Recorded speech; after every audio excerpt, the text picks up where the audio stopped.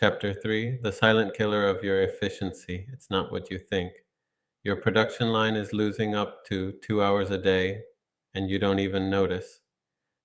They are not major breakdowns, they are not scheduled stops, they are micro delays, those little, almost nothing moments that happen hundreds of times a day, and that are silently devouring your productivity. Do these situations sound familiar?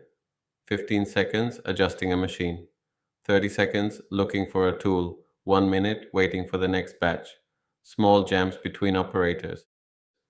Do the math.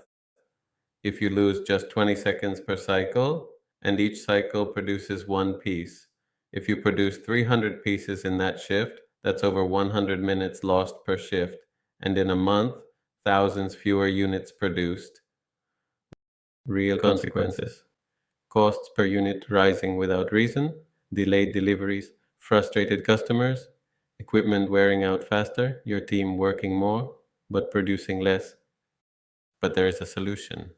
With simple focused strategies, you can detect and eliminate invisible bottlenecks, optimize workflow, implement smart maintenance result. More units, less stress, on-time deliveries, and a factory that truly performs at 100%.